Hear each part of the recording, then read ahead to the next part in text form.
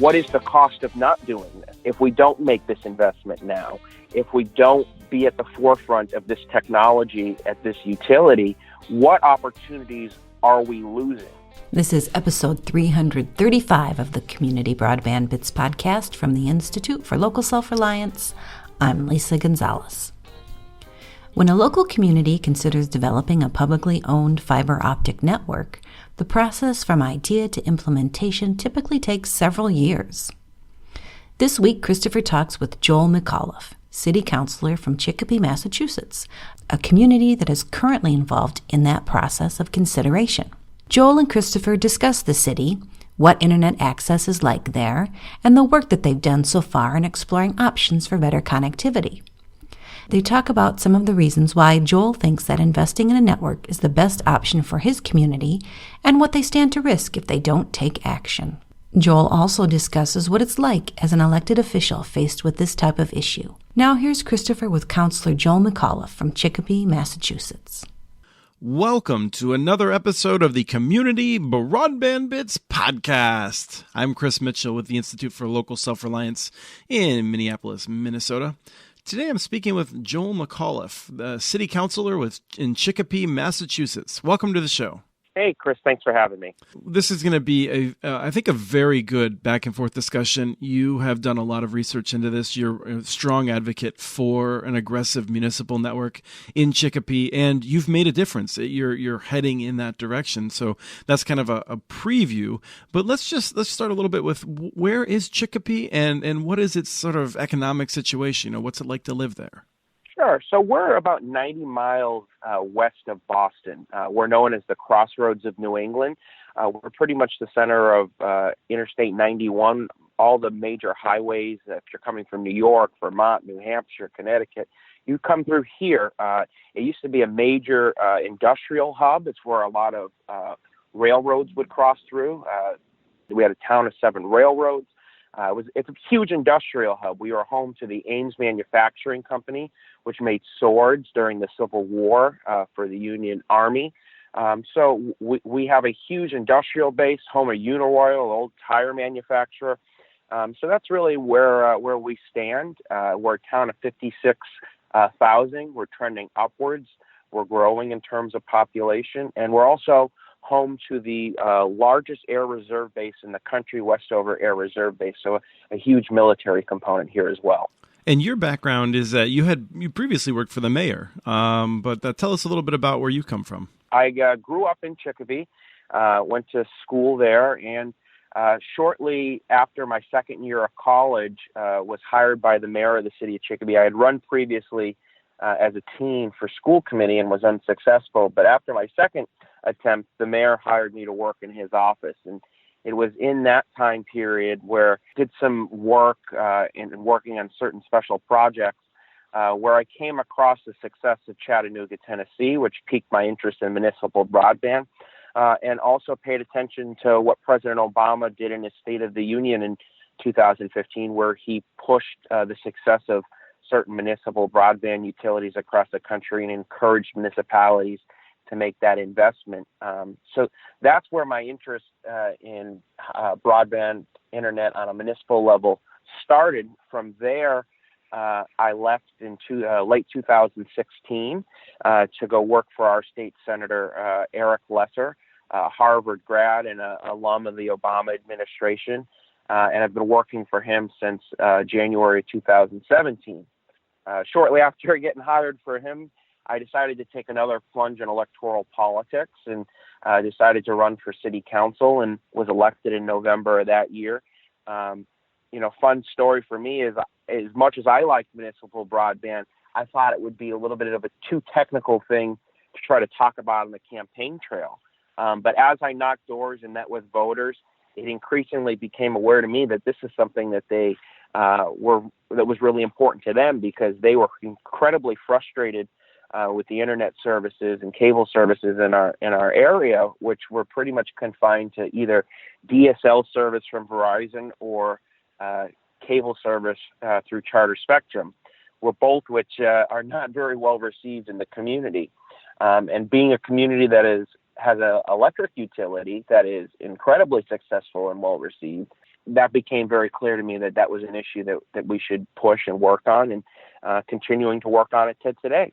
One of the things that you say in an op-ed that you wrote when running is something that really resonated with me. You wrote, "So often in government, we look for reasons not to do something. We say it's too costly or it's too much work. We hardly ever talk about why we should do something. Now is the time for us to make this investment in our city so we can create jobs and build on our history of innovation by shepherding in a new modern economy that works for everyone." Now, I have to say that you pushing for a municipal utility is a real breath of fresh air, in that what I often hear from city council members is, well, maybe we could do a partnership or something, but we don't want to take on risk. And so tell me, why do you think Chicopee is well poised to succeed with a municipal utility approach? I appreciate you bringing that quote forth, and I still feel very passionately about heading in that direction and everything that I said at that time, because as an old industrial community, we have lost so much industry, so many jobs, because the economy's changing. In our area, we're one of the few communities that have that municipal electric utility, which allows us to spin off of that to create that broadband internet utility. And additionally, because of some of the work that's been done in our community over the years, we already have a fiber backbone in place that's been used in the city over the last few years. So part of that project, what's needed to do a fiber build out to the home, is already done. Yes, I do hear those concerns from other people about, the cost associated, the risk associated. The general manager of our electric light utility is advocating for a much more conservative build out than I am, highlighting the risk to their electric side of things. That is a valid point, but I'd like to hit back on the fact that, what is the cost of not doing this? If we don't make this investment now, if we don't be at the forefront of this technology at this utility, what opportunities are we losing? I traveled last month to Burlington, Vermont. I'm sure you guys know a little bit of the story about Burlington, Vermont. They were one of the first utilities to be created in the early 2000s, creating a fiber to the home utility. And I met with their general manager. They were one of the number one cited failures of the municipal broadband generation. They were largely a failure because, as it was explained to me, they were created specifically because the people in Burlington did not like Comcast, and they wanted to find a way to stick it to them. But as time went on, as they struggled with the loans that they took out to do this, they realized that they didn't have a targeted approach and a reason or a issue that they were trying to solve with their creation of their utility. They didn't have a reason to do this outside of wanting to compete with Comcast. Fast forward a few years, they brought in a gentleman to try to revise their model, their business model. They changed their outlook. They figured out, the business side of things, that they could attract businesses to Burlington. They could offer service at a lower price. They could offer better services to their residents.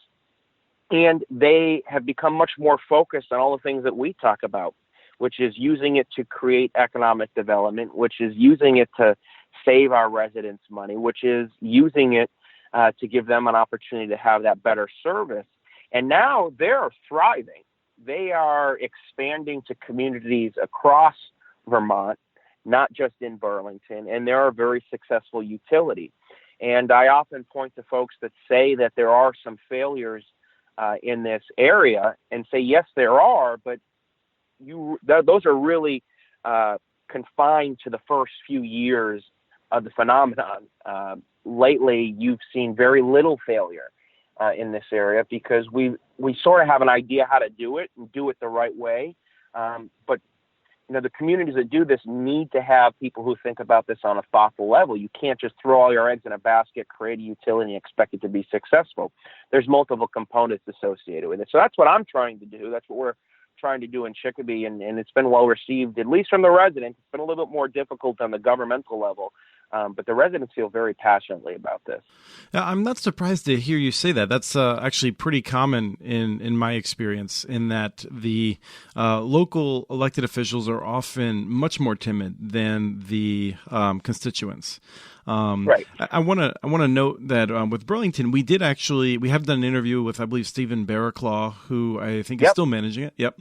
And there were a number of factors. I mean, there was with Burlington, what you said is true, and it's actually those are important lessons for anyone building a network like this.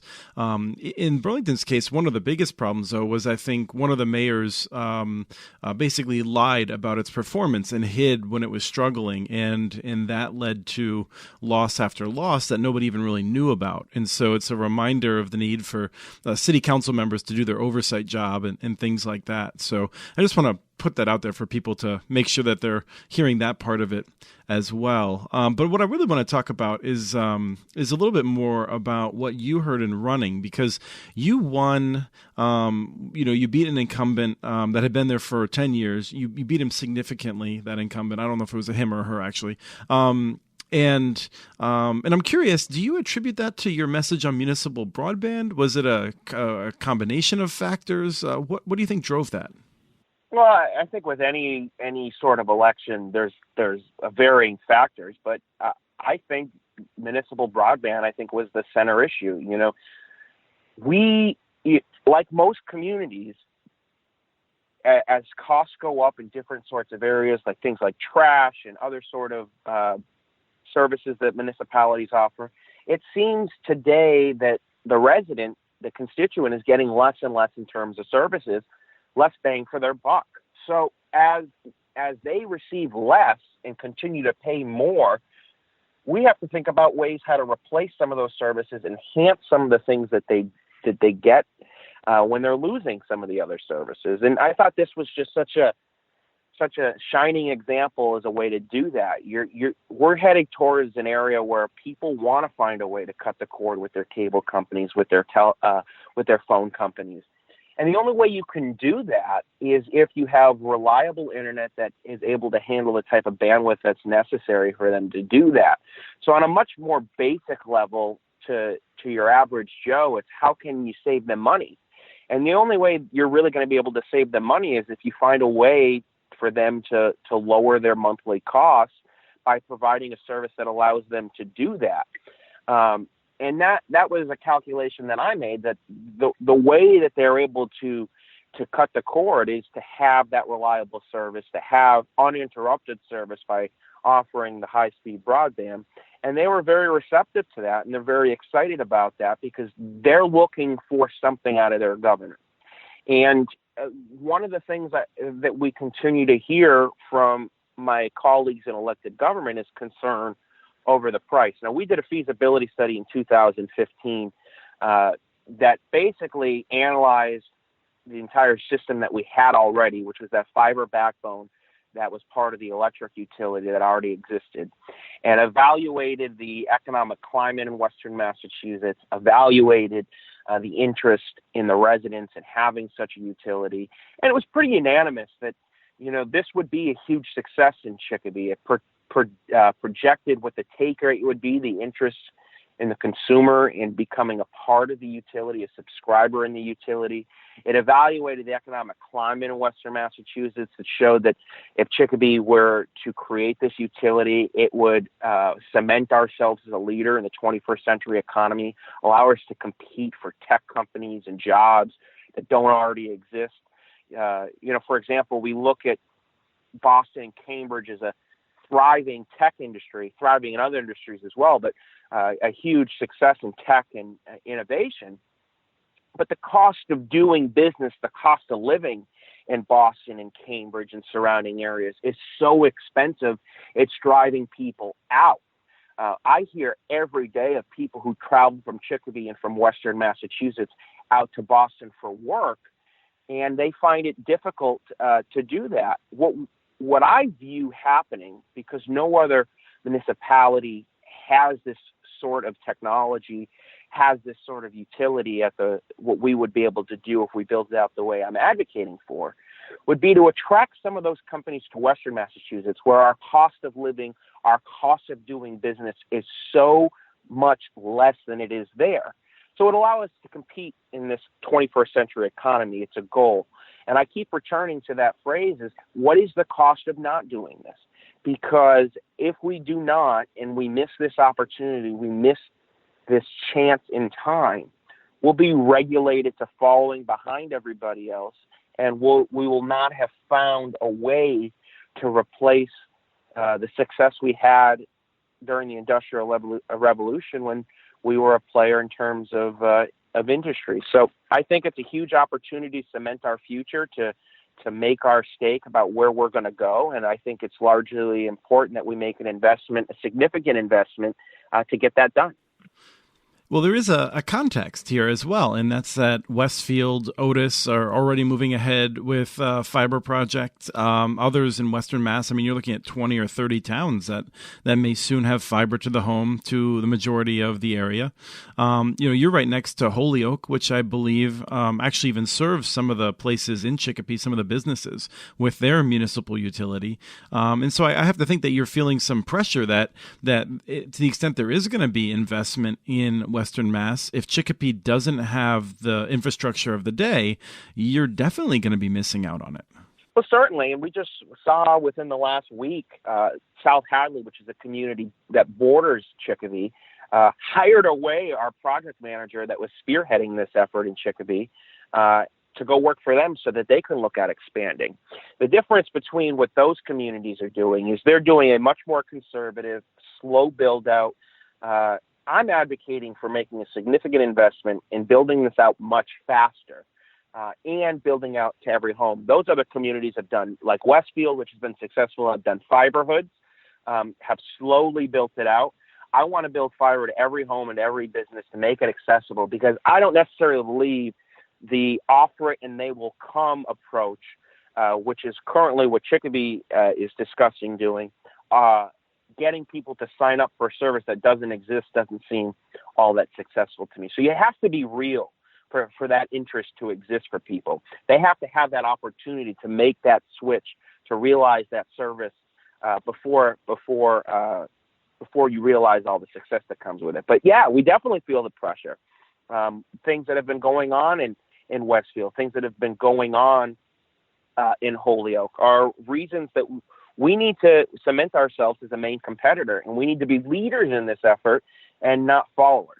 And I certainly wouldn't. I should have mentioned Leverett as well. I just want to give them a plug because they've been they were quite sharp in their project. With regards to those communities, they are rural communities that had been without any sort of broadband at all. So that's them being able to get that is large in part because of a statewide effort to complete what they call that last mile, to connect those communities that haven't had any sort of broadband. So they're going from zero to hero in some sense. And it's exciting for those communities, but it increases our need to be more competitive and ahead of the curve. One of the things that was hard to follow from afar was a dynamic that I want you to describe to me, because, looking at the newspapers as it was happening, it seemed like some months ago, Chicopee basically decided either to make a decision later or to make a very gradual approach. And then you started a petition, and then all of a sudden it seemed like the city council got more aggressive. What happened there? Since I've come into office, I've used whatever tools possible to keep this issue at the forefront and to not let it go away. So I think that has played a large part in that. It's continuously been discussed on the council. I brought resolutions forward to have the council take a stand. Of course, we can't generate funding, but we can certainly drive the public discourse. And the public has been very supportive and very, very adamant with their elected officials that this is something that they want to get done. The main difficulty that we face, and I'm sure many other communities face this, is a basic understanding from those in elected government of what this means. I've heard it uttered in these meetings that I've been a part of in these discussions that DSL is just fine. Everybody who wants internet has it. I don't understand why we need to build something that we already have. And this a lot of times, and I'm sure other communities again face this, is that you have people making decisions on what kind of technological investment your community is going to make with people who don't use the technology, don't understand the technology. I mean, we've had a feasibility study that outlines a lot of this stuff that's been done for a number of years and available to the public, which people in elected government haven't read or don't understand. That really makes things difficult. So that's the challenge we're facing, how to educate our elected leaders about how important this is, about how this isn't just, creating a cheaper service so that you can stream Netflix easier, but how it really unlocks so many different doors and opportunities for your community that are limitless. Well, let's push in on that as we wind down the interview. If the result of your pushing ahead aggressively with this was that a national cable or telephone company said, you know what, we think Chicopee is a great place to build a fiber to the home network. We're going to cover everyone with the latest technology. Do you think that would solve your problem? I don't know. I don't see Google or any sort of community or any sort of company coming to Chicopee and making that investment, but it certainly would be welcome. I know that you care a lot about net neutrality, and that's what I was kind of getting at. What if it was AT&T or Comcast or Charter, companies that we know have worked hard to try to undermine the net neutrality tradition of the internet? Let's just dovetail off that a little bit. One of the main arguments from my counsel against progressing forward has been reports that were paid for by Charter and Comcast saying that this kind of area was a failure. One of the main reasons early on this year that I discussed about why we need to move forward with this is that the Trump administration was and the FCC were rolling back those net neutrality rules that didn't allow any sort of discrimination to occur. As a municipal utility, we could reject that interference in terms of net neutrality.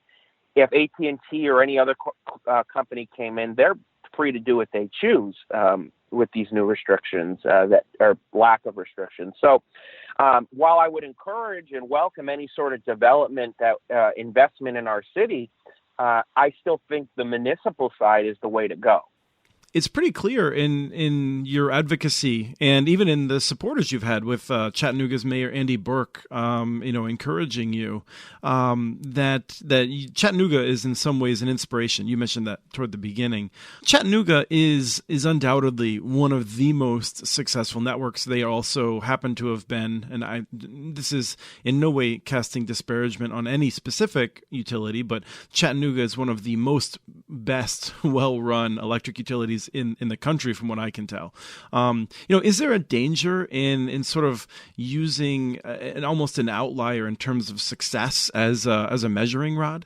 You're right about that. Chattanooga was the first and one of the most successful, most successful one. Sorry, let me jump in, because you actually just said something that has a common claim, and that's they were actually not one of the first. They were probably 30th or 40th or something like that in terms of the number. Although I would say that they certainly have been incredibly successful. So just a quick note in terms of when they built it, they were in the sort of third wave almost. Certainly on the forefront of the technology compared to where everybody else is. But yes. Chattanooga was able to. The reason they were able to do this build out so quickly and so effectively was because they were able to get stimulus money at the beginning of the Obama administration. So what they did is invested in their smart grid, which included this broadband utility. But when I went to Burlington, one of the things that stuck with me in speaking with Stephen was he said to me, "You have to have a champion in your community to have this be successful." Absolutely. And that's what Chattanooga had. They had a mayor that was a leader on the issue and understood what this could do for his community. A lot of these communities that are entering this don't have that leader who fully understands what this does for your community. So the difference between us and Chattanooga is we're going to have to make a public investment, whether it entirely be from our municipal tax base or by bonding or however we do this, or whether we receive any sort of state funds. We don't know how that's going to work out. But what we do know, the comparisons in terms of them being a old industrial town that made an investment in itself and was able to change its future, I think is very comparable to us. Are we going to see the kinds, the $1 billion investment, the thousands of jobs? It's not going to be that significant because some of that's already been done. But it is undoubtedly going to attract investment to our city. It is undoubtedly going to lower the cost that our residents have, and it is undoubtedly going to improve their service. And just because we're not the first or one of the first to do this doesn't mean we won't realize those successes. So I think it's important for us to make the investment. I'm not too concerned at comparing us to Chattanooga because I think we have to learn from their successes. But as I've mentioned with Burlington, we have to learn from other failures as well. So I think that's important. But Chattanooga has done things the right way. They've marketed themselves the right way, and they've grown to offering their services to surrounding communities in a way that I think we need to think about doing, in a way that Burlington's also now doing, because other communities in Western Massachusetts don't have the municipal light plant that they can use to expand. So I think it offers a tremendous blueprint, and I think it offers a great path forward for us. And I just wanted to jump in to reiterate something you said at the beginning of that, which is key and sometimes has gotten confused in the minds of a lot of people working in this issue. And that's that the stimulus at the beginning of the Obama presidency to help the economy recover, that helped Chattanooga go from a 10-year build-out plan to a 3-year build-out plan. Mm-hmm. But they did have to borrow money still. And some people have claimed that without that money, Chattanooga couldn't have done what they did. And the accurate piece of that is that money enabled them to go faster. But I think Chattanooga was poised to have this success because of the right leadership and the right vision, and the time frame is what changed with the Department of Energy grant. Absolutely, and that's the argument that we get here, right? Is that because we have to do this all on our own, we should do it slower. And yeah, it absolutely did help Chattanooga move faster. But what we see here is we've already had the fiber backbone in place in Chicopee. So we do have the base of an infrastructure already. So that puts us a little bit further ahead than any other organization would be starting out. Well, thank you, Joel. I really appreciate your leadership on this, your passion for it. It's something that I think local governments really need, is to get that sense of vision back that we talked about with that line from your op-ed about look at the reasons why something should be done rather than focusing too much on the risks. It's important to measure the risks, but I think people are scared sometimes, and it's important to make sure that you have a vision you're working toward. So I hope that others will take heart from you, just as you've taken heart from Chattanooga and from the Obama campaign and presidency. But thank you so much for coming on the show. Thank you. I appreciate you guys having me, and to all your listeners, I hope it's important that they realize that, people who care about their community, when they feel very passionate about an issue, the power is in their hands. So continue to work on the advocacy. Appreciate what your organization does in raising awareness throughout the country, and so grateful for what you guys do, and appreciate the opportunity to speak with you, and wish you guys the best. That was Christopher with Councilor Joe McAuliffe from Chicopee, Massachusetts, discussing efforts in his city to develop a municipal fiber optic network. We have transcripts for this and other podcasts available at muninetworks.org/broadbandbits. Email us at podcast@muninetworks.org with your ideas for the show. Follow Chris on Twitter. His handle is @CommunityNets. Follow muninetworks.org stories on Twitter. The handle is @MuniNetworks. Subscribe to this podcast and the other podcasts from ILSR, Building Local Power, and the Local Energy Rules podcast. You can access them wherever you get your podcasts. Don't miss out on our original research. Subscribe to our monthly newsletter at ilsr.org, and while you're there, please take a moment to donate.